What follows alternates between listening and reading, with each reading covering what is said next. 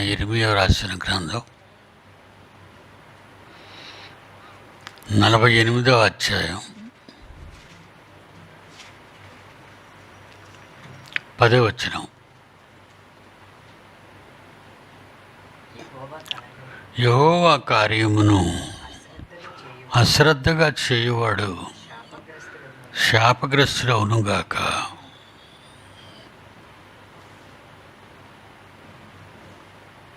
Bible యొక్క ముఖ్యోద్దేశం ఏంటంటే, మనిషి భూమి మీద పుట్టడానికి ప్రధాన కారణం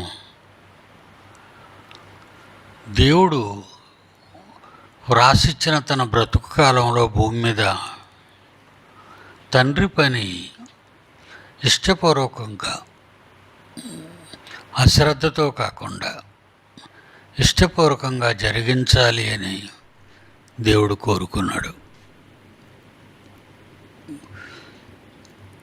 చివరకు క్రీస్తు కూడా భూమి మీద జన్మించటంలో తండ్రి ఇష్టాన్ని నెరవేర్చుటకు వచ్చాను అంటాడు. నేను నా తండ్రి ఇష్టాన్ని నెరవేర్చటానికే భూమి మీదకి వచ్చాను అంటాడు.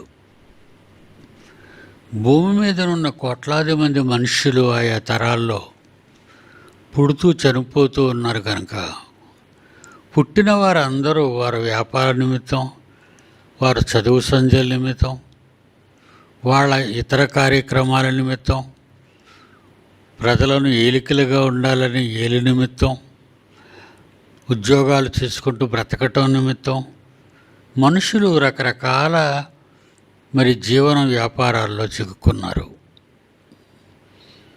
దేవుడికి అది ఇష్టం లేదు. లోకజ్ఞానం సంపాదించుకున్నట్టు కాదు, కానీ పుట్టినప్పటి నుంచి దేవుని యొక్క మహాజ్ఞానంలో ఎదిగి దేవుడు మనిషికి అప్పగించిన ప్రతి పని తన బ్రతుకు కాలంలో మరీ జ్ఞాపకం చేసుకుంటూ తండ్రి ఇష్టాన్ని నెరవేర్చు ప్రతి దినము ఆయన్ని సంతోషపెడుతూ ఉండాలి.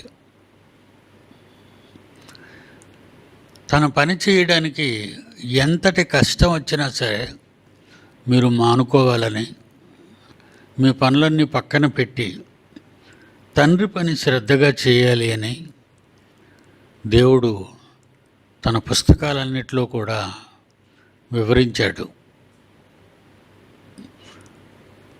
యేసుక్రీస్తు బ్రతుకున్న కాలంలో ఒక యవనస్తుడు, తండ్రి నీ సేవకు వస్తాను, నేను నీ సేవ చెయ్యాలి, తప్పదు, నేను చేస్తాను, కానీ నాకు మీరు ఒక అనుమతి ఇవ్వాలి. ఒక్కసారి నేను మా ఇంటికి వెళ్ళి, మా తండ్రి గారు మరణించారు కనుక ఆ సమాధి కార్యక్రమాలన్నీ చూసుకొని మళ్ళా నేను వెంటనే మీ వెనక వస్తాను, మీ సేవలో పాల్గొంటాను అన్నప్పుడు క్రీస్తు వారు ఇచ్చిన సమాధానం మీ అందరికీ తెలుసు. మృతులు తమ మృతులను పాతిపెట్టుకుంటారు.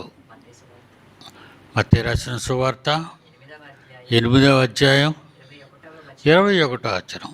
మత్తయి సువార్త 8వ అధ్యాయం 21వ వచనం.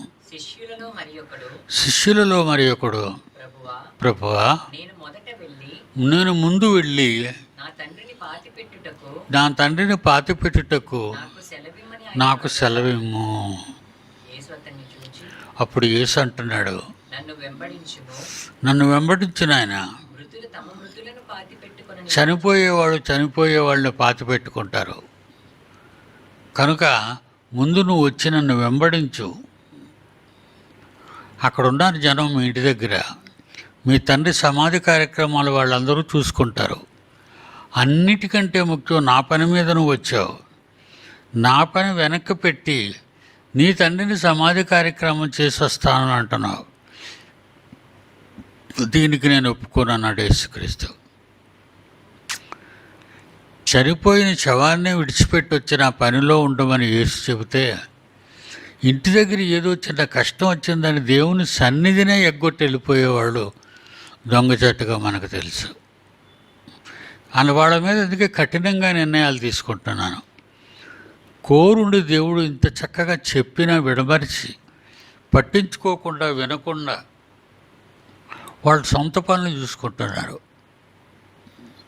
వాళ్ళ సొంత కార్యక్రమాలు చూసుకుంటున్నారు. నా పని చూడండి ముందు అని దేవుడు చెప్పాడు. క్రొత్త నిబంధనలో యేసుక్రీస్తు చెప్పాడు.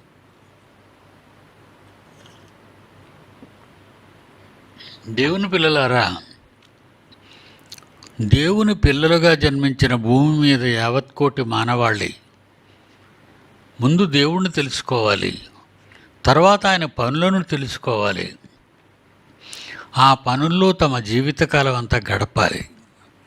ఇది దేవుడు ఏర్పాటు చేసింది. దీనికి భిన్నంగా మనుషులు వాళ్ళ స్వవ్యాపారాలు, వాళ్ళ సొంత కార్యక్రమాలు ఇలాంటివన్నీ చేసుకుంటూ దేవుణ్ణి ప్రక్కన పెట్టి దేవుని కొరకు బ్రతకటం లేదు. కనుక దేవుడు దీన్ని అంగీకరించడు.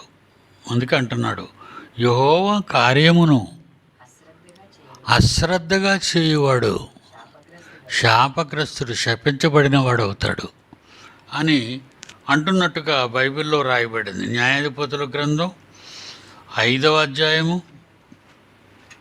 న్యాయాధిపతుల గ్రంథం 5వ అధ్యాయం 23వ వచనం చూడండి ప్రియులరా.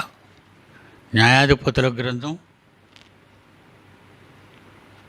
5వ అధ్యాయం 23వ వచనం.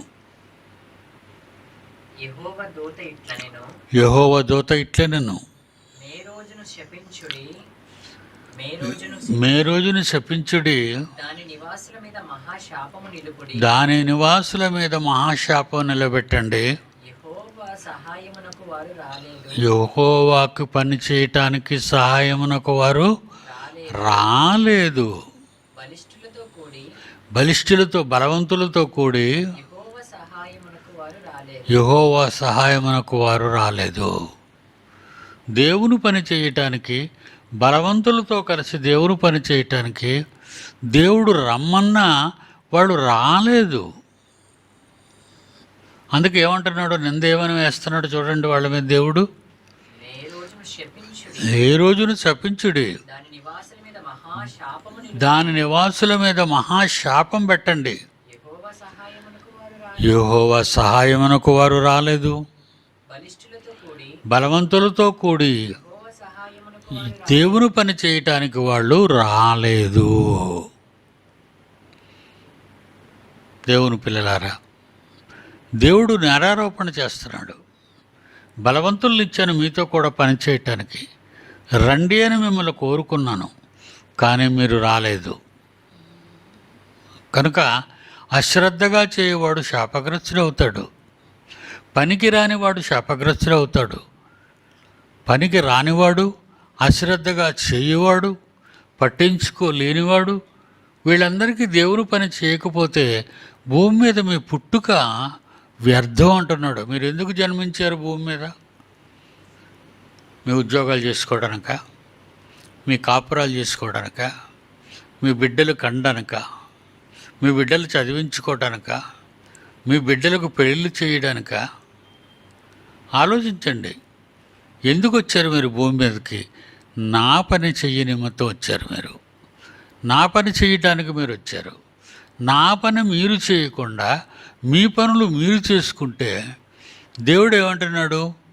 మీరందరూ మీ సొంత కార్యాలే చూచుకొనుచున్నారు. ఫిలిప్పీలకు రాసిన పత్రిక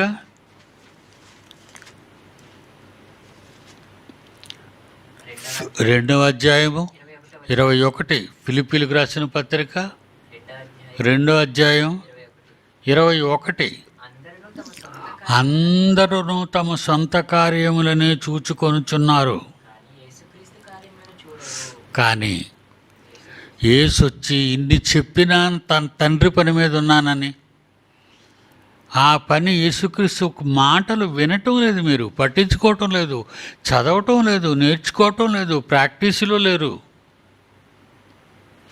ఎప్పుడు మీ పనిలోనే ఉంటారు. ఉదయం లేచిన కాడి నుంచి రాత్రి పండుకున్నంత వరకు మీ లేవడాలు, మీ సిద్ధపాటు, మీ పనులు, మీ సొంత కార్యాలు, మీ భోజనాలు, మీ పడక దగ్గరికి వెళ్ళినంత వరకు మీ పనే చేసుకుంటున్నారు. దేవుని పని ఏం చేసుకుంటున్నారు? దేవుడి పని ఈవేళ దేవుడి పని ఏం చేద్దాం అనుకొని చేశారు? అసలు దేవుడి పని చేయటం లేదు, మీరు పట్టించుకోవటం లేదు. దేవుని పనులు చేయటానికి మీరు పట్టించుకోవట్లేదు. మరి ఎవరు చెప్తారు మీకు? ఎంతకాలం చెప్తారు? ఎంత కాలానికి మీరు వింటారు? ఎప్పుడు మీరు మారతారో చెప్పండి. దేవుడు అడుగుతున్నాడు ఈరోజు మిమ్మల్ని.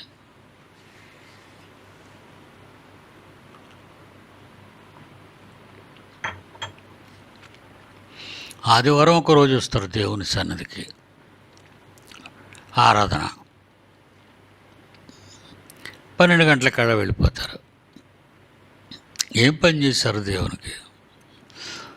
దేవుని సన్నిధికి వచ్చారు, ఏ పని చేయలేదు. విన్నారు, ఏ పని చేయలేదు. ఆలోచించారో లేదో? మీరు విన్నది ఆలోచించారా? నిర్ణయం తీసుకున్నారా? చెయ్యాలని అనుకున్నారా? తండ్రి ఈ వేళ నుంచి నీ పనిలో ఉంటానని మాట ఏమైనా ఇవ్వగలిగి వెళుతున్నారా? మనం వినటం లేదు, మాట ఇవ్వటం లేదు, వెళ్ళటం మాత్రం జరిగిపోతుంది. దేవుని పిల్లలారా,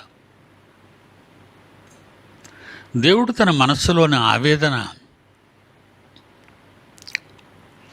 హెబ్రీయులకు రాసిన పత్రికలో యేసుప్రభు వారు ఏమంటున్నారో చూడండి. నేను తండ్రి నియమించిన పనులు చేయటానికి నేను భూలోకానికి వచ్చాను. అది కూడా నా గురించి తండ్రి ఏమి రాసుకున్నాడో, భూమి మీద నేను ఏ పని చేయాలని తండ్రి తన గ్రంథంలో నా కొరకు రాసుకున్నాడు. నా కొరకు. హెబ్రీ పత్రిక 10వ అధ్యాయము 7వ వచనం. హెబ్రీ పత్రిక 10వ అధ్యాయం 7వ వచనం. అప్పుడు నేను యేసుక్రీస్తు అంటున్నారు, గ్రంథపు చిట్టలో నన్ను గూర్చి వ్రాయబడిన ప్రకారము దేవా, నీ ఇష్టాన్ని నెరవేర్చడానికి ఇదిగో నేను భూలోకానికి వచ్చాను. నీ ఇష్టాన్ని నెరవేర్చడానికి వచ్చాను భూమి మీదకి. చూసారా? దేవుడు రాశాడట యేసుక్రీస్తు భూమి మీదకి వెళ్ళి ఏం చేయాలో. పుట్టినప్పుడు చంపబడ్డానికి ఏ రోజు కుట్రలో పొందుతాడని. 12వ ఏటే యెరూషలేము పండగకి వెళ్ళి పెద్దలతో వాదోపవాదాలు చేస్తుంటే యేసుక్రీస్తు కన్నవాళ్ళు తల్లిదండ్రులు వచ్చి, నాయనా నిన్ను వెతుకుతున్నావు మీ నాన్న నేను. అప్పుడు యేసు అన్న మాట ఏంటో తెలుసా? నేను నా తండ్రి పనుల మీద ఉండాలని మీకు తెలియదా అమ్మా? 12 ఏడండి అది. ఆయనకి వయసు అప్పుడు 12 సంవత్సరాలు. ధర్మశాస్త్రోపదేశకులతో, పరిసయ్యులతో, శాస్త్రులతో వాళ్ళు అడిగిన ప్రశ్నలకు జవాబులు ఇస్తున్నాడు ఆయన. 12వ ఏట 12. లూకాసు వార్త 2వ అధ్యాయము 49. లూకాసు వార్త 2వ అధ్యాయము 49.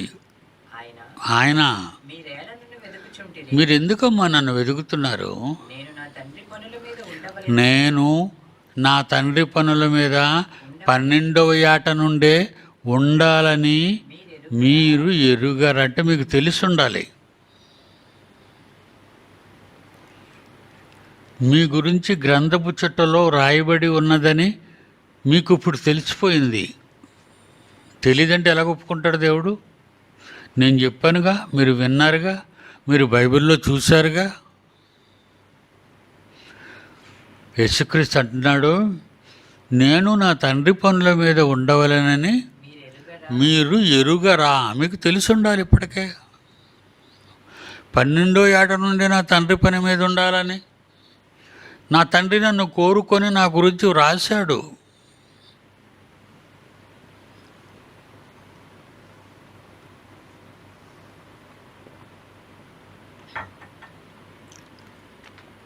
దేవుని పిల్లలారా,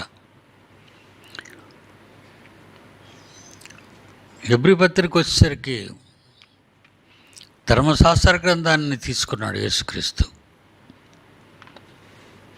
హెబ్రీ పత్రికలో రాయబడిన ప్రకారం 10వ అధ్యాయం 7వ వచనం, అప్పుడు నేను యేసుక్రీస్తు అంటున్నాడు, గ్రంథపు చిట్టలో నన్ను గూర్చి వ్రాయబడిన ప్రకారము దేవా నీ ఇష్టాన్ని నెరవేర్చటానికే ఇదిగో నేను భూలోకానికి వచ్చాను, నన్ను పంపించారు. మీరందరూ మనమంతా అదే మాట చెప్పాలి, దేవా నీ ఇష్టాన్ని నెరవేర్చటానికే మమ్మల్ని భూమి మీదకి పంపించారు కనుక నీ పనులు మాకు చెప్పండి, మీ పనులు మాకు జ్ఞాపకం చేయండి, మీ పనులు చేస్తాం. తల్లిదండ్రులతో అంటున్నాడు 12వ ఏట బాలుడు యేసుక్రీస్తు, నా తండ్రి పనుల మీద ఉండవలనని మీరు ఎరుగరా. బలిష్ఠుల్నిచ్చి నా గురించి మీరు పని చేయండి అని నా పిల్లలతో చెప్తే వాళ్ళు పట్టించుకోలేదు కనుక అశ్రద్ధగా చేస్తున్నారా? అశ్రద్ధగా చేస్తున్నారు, పని కూడా అస్సలు చేయటం లేదు. దేవుని పని అండి. దేవుడు ఏం పని పెట్టాడండి మాకు అనుకుంటున్నారా? మనలాంటి జ్ఞానం తెలియక ఈ లోకంలో ఎంతోమంది మన కళ్ళ ముందు, ఈ రోడ్ల మీద, మన ఇళ్ల ముందు తిరుగుతున్నారండి. వాళ్ళంతా కూడా వాళ్ళు ఎందుకు వచ్చారో తెలియదు. లోకంలో చూడండి, బజార్కి వెళ్ళి, మార్కెట్కి వెళ్ళి, సెంటర్లకు వెళ్ళి, అన్ని షాపులు ఫిల్ అయిపోయి ఉంటాయండి, రోడ్లన్నీ ఫిల్ అయిపోయి ఉంటాయండి, ట్రాఫిక్ జామ్ అయిపోయి ఉంటుందండి. ఎవరి పనుల మీద జామ్ అయిపోయారు వాళ్ళంతా? వాళ్ళ సొంత పనుల మీద. దేవుని పని మీద, దేవుని పని మీద జామ్ అయిపోయారా మీరు?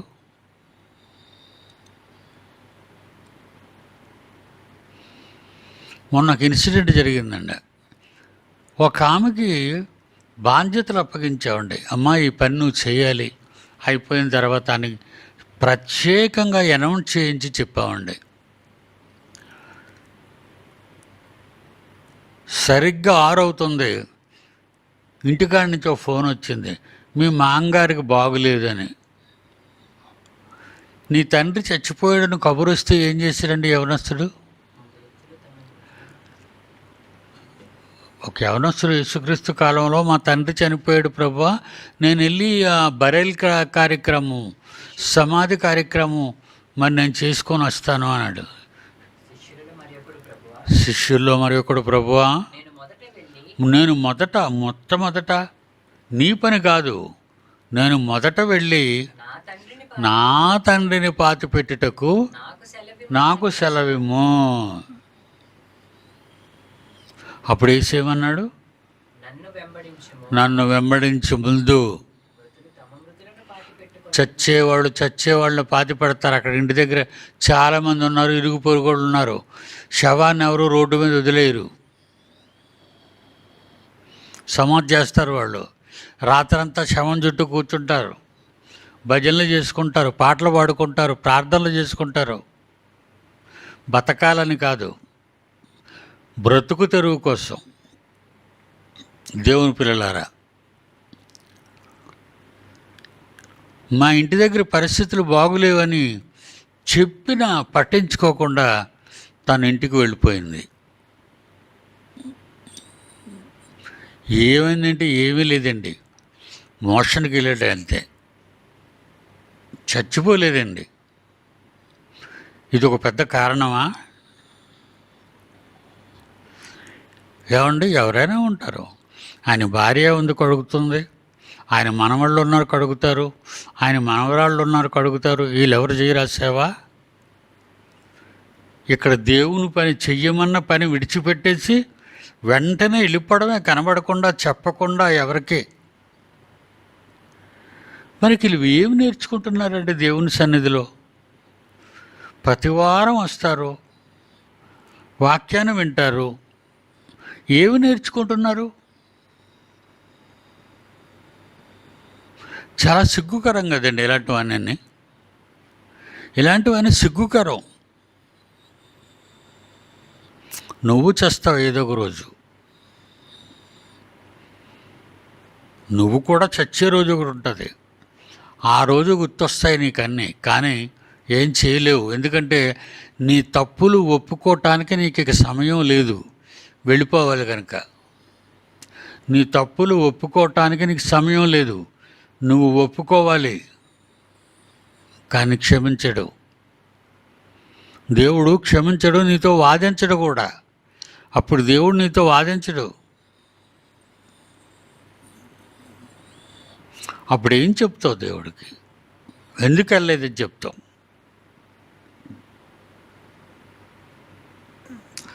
మొదటి సమూయేలు గ్రంథం 15వ అధ్యాయం, మొదటి సమూయేలు గ్రంథం 15వ అధ్యాయం 8వ వచనం 9వ వచనం చూద్దామండి. మొదటి సమూయేలు గ్రంథం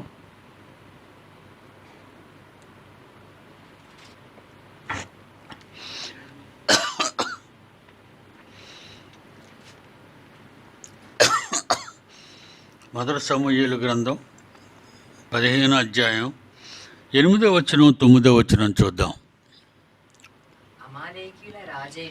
అమాలేకుల రాజైన అగగు ప్రాణంతో పట్టుకొని జనులందరినీ కత్తితో నిర్మూలన చేశాడు సౌలు. జనులు కూడి అగగును, రాజైన అగగును, గొర్రెలలోను ఎడ్లలోను క్రొవ్విన గొర్రెపిల్లలను మొదలైన వాటిని మంచి వాటిని నిర్మూలము చంపేక కడగా నుంచి పనికిరాని పశువులను నిర్మూలన చేశారు. అప్పుడు యెహోవా వాక్కు సమూయేలుకు ప్రత్యక్షమై రాజైన సౌలు గురించి ఏం చెప్తున్నాడో దేవుడు చూడండి. సౌలు నేను చెప్పిన మాట వినకుండా ఏం చెప్పాడు?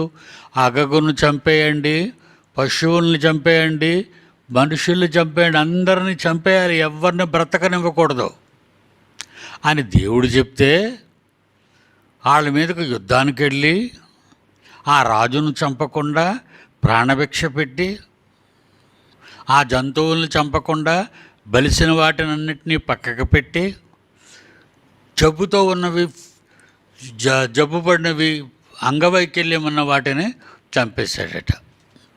దేవుడికి కోపం వచ్చింది. చెప్పిన మాట వినకపోతే దేవునికి ఎంత కోపం వచ్చిందో చూస్తారా కిందకి అంటున్నాడు సమూయేలుతో. సమూయేలు సౌలుకి ఏం చెప్పమన్నాను, నువ్వేం చెప్పావో నీకు తెలుసు. రాజును చంపేయమన్నాను, ప్రజలను చంపేయమన్నాను, వాళ్ళ అన్నింటినీ చంపేయమన్నాను, పశువుల్ని. కానీ బలిసిన వాటిని తెచ్చుకున్నాడు అవసరాల కోసం. రాజుకు ప్రాణభిక్ష పెట్టాడు నేను చెప్పిన మాట వినకుండా. కనుక నువ్వు ఒక మాట చెప్పాలి సమూయేలుతో. ఏమని? సౌలుతో చెప్పాలి. ఏమని చెప్పాలి? సౌలు దేవుడనైన నా మాట వినకుండా నా ఆజ్ఞలను గైకొనకపోయాను కనుక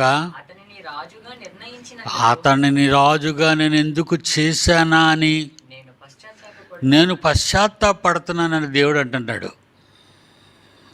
తీసేస్తాను రాజు కింద ఇంకా వాడికి బదులుగా దావీదును రాజుగా చెయ్యాలి. ఏంటి మాట తప్పినందుక? అవును, మాట తప్పినందుకు. 26వ వచనం. అందుకు సమూయేలు నేను నీతో కూడా తిరిగి రాను. చెప్తున్నాడు సౌలుతో, నీవు యెహోవా ఆజ్ఞను విసర్జించితివి గనుక ఇశ్రాయేలీల మీద రాజుగా నిన్ను ఉండనీయకుండా యెహోవా నిన్ను విడిచిపెడుతున్నాడు. చాలా క్రూరంగా చచ్చిపోతాడు సౌలు, చాలా క్రూరంగా. దేవుని పిల్లలారా, మనం అనుకుంటాం దేవుని మాట వినకపోయాం, పర్వాలేదులే, ఏమవుదో, దేవుడు క్షమిస్తాడు, యేసుప్రభు ప్రేమమయుడు, ఇలాగనుకుంటున్నారు. మీరు పొరపడుతున్నారు. యేసు ప్రేమమయుడు ఎంతవరకు? నువ్వు అతన్ని ప్రేమించినంత వరకు. నీ భార్యను నువ్వు ప్రేమిస్తేనే కదా నీ భార్య నిన్ను ప్రేమిస్తుంది. నీ భర్తను నువ్వు ప్రేమిస్తేనే కదా నీ భర్త నిన్ను ప్రేమిస్తాడు. నువ్వు ప్రేమించగానే దేవుడు నిన్ను ప్రేమించేయాలా? ఇది న్యాయమా? ఇది వచనం 22వ వచనం చూడండి. అక్కడ ఏమంటున్నాడు? సమూయేలు ఎవరితోని? సౌలుతో చెప్తున్నాడు. ఏమని చెప్తున్నాడు చూడండి. అందుకు సమూయేలు దేవుడు తాను చెప్పిన మాటను చెప్పబడిన వానికి వాడు గాని గై కొనకపోతే ఒకడు దహన బలులను అర్పించుట వలన దేవుడు సంతోషించునా? ఆలోచించు. వీడు బలిసినవన్నీ తీసుకొచ్చి నాకు బలిస్తానంటున్నావు. నువ్వు తినడానికి తెచ్చుకున్నావు, నాకు బలిస్తానని అబద్ధం ఆడుతున్నావు. అవునా? బలిసినవన్నిటిని ఎందుకు తెచ్చావు? నువ్వు తినడానికి. పైగా నేను అడిగితే నాకు బలి ఇవ్వడానికి అంటున్నావు. నువ్వు నన్ను మోసం చేస్తున్నావు, చీట్ చేస్తున్నావు. నాకు చాలామంది మాట ఇస్తారండి. వాళ్ళు మాట ఇచ్చినప్పుడే మొట్టమొదట అనుమానిస్తానండి ఆ వ్యక్తిని. ఇతని మాట మీద నిలబడతాడా, ఈమె మాట మీద నిలబడుతుందా అని. నిలబడరండి. నాకు మాట ఇచ్చి నన్ను నమ్మించిన వారు ఎందరో నన్ను మోసగించారండి. నిజంగా చెప్తున్నానండి. నేను చాలా ఫెయిర్ అండ్ ఫ్రాంక్గా మాట్లాడతాను, యథార్థముతో మాట్లాడతాను. ఎందుకంటే దేవుడు యథార్థవంతుడు కనుక మనము కూడా యథార్థముగా ఉండాలి అంటాడు దేవుడు. దేవుడు ఉత్తముడు కనుక మనము కూడా ఉత్తములుగానే ఉండాలి. దేవుడు మన కొరకు పని చేస్తున్నాడు కనుక మనము దేవుని కొరకు పని చేయాలి. దేవుని ప్రేమించని నీవు దేవుడు నిన్ను ప్రేమిస్తాడా? దేవుడు ప్రేమామయుడని చెప్తావా? అవన్నీ అబద్ధపు మాటలు. దేవుడు వాటిని ఒప్పుకోడు. యెహోవా ఆజ్ఞను నువ్వు విసర్జించితివి కనుక యెహోవా నిన్ను విసర్జిస్తాడుక. నిన్ను తీసేమన్నాడు రాజు కింద. అప్పుడే దావీదును రాజుగా గొర్రెలు మేపుతున్నాడు. ఎక్కడో అరణ్యంలో గొర్రెలు మేపుతున్న పసివాడు దావీదును రాజుగా చేశాడు. అప్పుడే సమూయేలుని అభిషేకించమన్నాడు దావీదుని. చిన్నపిల్లాడు. దేవుని పిల్లలారా, ఎందరో మోసగిస్తారని మోసపూరితమైన మాటలు మనతో మాట్లాడతారు. ఏమండి? బలులు అర్పించుట కంటే ఆజ్ఞను గైకొనుటయు పొట్టేళ్ల క్రొవ్వు అర్పించుట కంటే దేవుని మాట వినుటయు శ్రేష్టం. అది నువ్వు మీరావు, నువ్వు మాట తప్పావు. నేను ఆ యుద్ధంలో నీకు జయాన్ని ఇస్తే ఆ యుద్ధంలో నీ కత్తివాత అనేక మంది పడినట్లు నేను చేశాను, కానీ నన్ను మర్చిపోయావు. రాజు మీద కనికరం పుట్టింది, నాకు లేని కనికరం. దేవుని పిల్లలారా, చాలా జాగ్రత్తగా మనం ఉండాలి. మాట ఇచ్చి మోసం చేయకు. ఎవరికి దేవుడికి ఇస్తానని చెప్పి ఇవ్వకుండా తప్పించుకోకు. దేవునితో కలిసి ఉంటానని చెప్పి తప్పించుకొని పారిపోకు. ఎక్కువ ఇలాంటివన్నీ చేస్తుంటారండి మనుషులు. మనుషులకు మాటిస్తేనే నిలబడక నిన్ను శిక్షిస్తాడే దేవుడు. దేవుడికి మాటిస్తే నిన్ను ఉంచుతాడని ఎలాగనుకుంటున్నావు? దేవుని పని నువ్వు చేయవలసి ఉండగా దేవుని పని వదిలేసి నీ సొంత పని గురించి వెళ్ళిపోతావా? ఎలా బ్రతికిస్తాడు నీ వాళ్ళని? ఎలా బాగు చేస్తాడు నీ వాళ్ళని? దేవుడు పని చేయకుండా నువ్వు. కనుక దేవుని పిల్లలారా, మనము బ్రతికినంతకాలం మన కన్న తండ్రి అయిన దేవుని కోసం యెహోవా కార్యమును అశ్రద్ధగా చేయువాడు శాపగ్రస్తుడగునుగాక. అసలు నిర్లక్ష్యంగా చేస్తేనే శాపగ్రస్తుడు అయిపోతా ఉంటున్నాడు. ఇక చెయ్యకుండా పారిపోతే చాలా ప్రమాదంలో చిక్కుకుంటారు. నేను ఎందుకు చెప్తున్నానో మీరు ఆలోచించండి. ఒక పని మీకు అప్పగించిన తర్వాత ఆ పనిని చేయకుండా మీరు తప్పించుకొని పోవడానికి అబద్ధాలాడి ఆ పని చెయ్యకుండా దొంగచాటుగా కళ్ళు మూసుకొని పారిపోయి దేవుని పని విడిచిపెడితే నిర్లక్ష్యంగా నీకు నీ కుటుంబానికి శిక్ష తప్పదు దేవుడి దగ్గర నుంచి. ఓకే.